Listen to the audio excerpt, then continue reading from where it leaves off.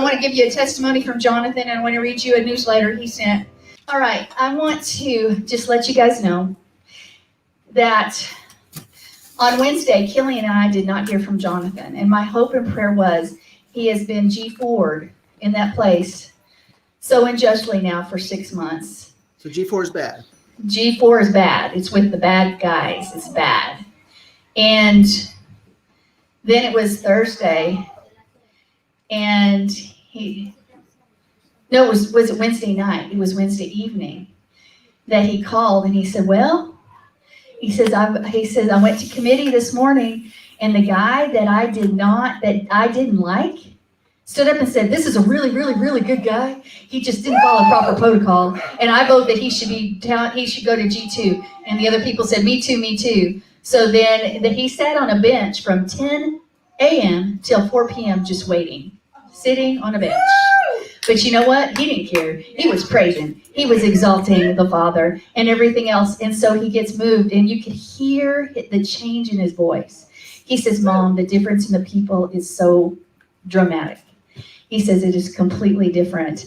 And this is what's great, he got to his first e-com, which it means we can order him food and some other things. His first one, he received it this week. And not only did he receive it yesterday, he also went to store yesterday, and so that made him happy. And then, of course, now he can go to rec, and here's something great. At the Dalhart unit, they get 3 hours in the morning free time. That means they can be out of their cell in 3 hours in the evening. At Clements, you get 2. Most of the other places right now, because of the CD, you get 2 hours a day, period. So he gets that. He is so blessed with that. And then not only that, he has been to worship practice. If you don't know, Jonathan is our drummer. He is another worship leader along with Misty and I. And he's not just a drummer. He can play the keys and the guitar and all of that stuff. And oh my goodness, his voice, it's wonderful. And we miss him. We can't wait till he fills that place right there. And he preaches and teaches too, but y'all know that, right? And he called me while we were, as you guys noticed, right before we started. He says, Mom, I told you I'd call you tomorrow. But he says, I'm going to be in church all day. I have 3 services, and I'm playing and singing. And one of the things, if you are a musician, when you can't use your voice, because you can't raise your voice in there, they'll think you're crazy and send you off to the loony bin if you're singing and doing stuff. So when you can't raise your voice or play your instrument or do any of that, it's hard. It's almost like it hurts your heart, and you can't. That's where you draw close. That's how you do it. And so my prayer was this week that he would be able to get into his presence, and just like he hasn't done in over a year.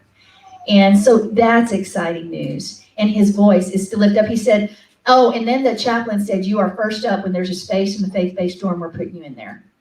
And his roommate that he currently got a couple days ago said, I don't want you to leave. I like you here.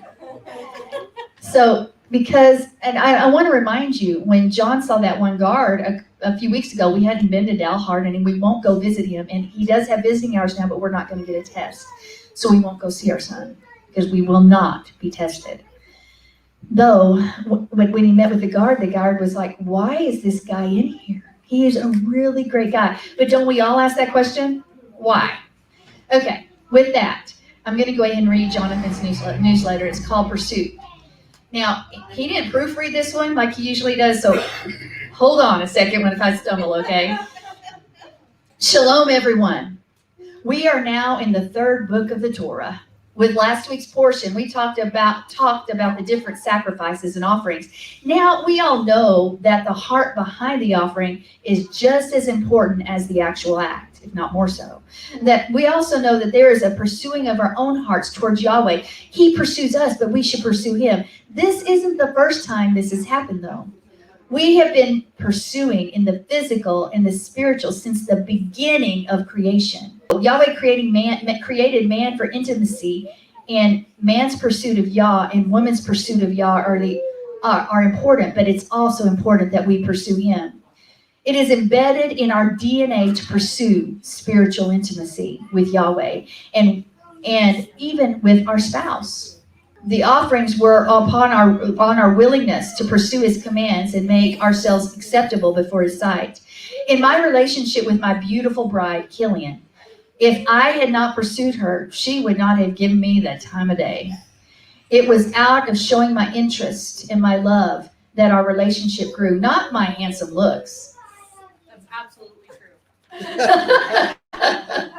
Okay, now I completely lost my place. And he says, he's put in here, everybody was supposed to laugh at that. Anyway, seriously though. You can tell him we did. Okay. Seriously though, without pursuit, there can be no real connection.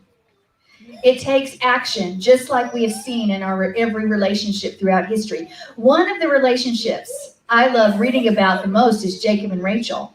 He did not begrudgingly take Laban's terms. He willfully and joyfully accepted them.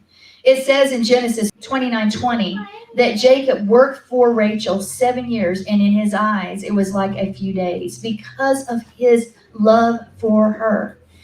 He was so in love that the time seemed like nothing. Shouldn't that be how our hearts are towards Yahweh? It doesn't matter what we have to do. It matters that we do everything we can to pursue him.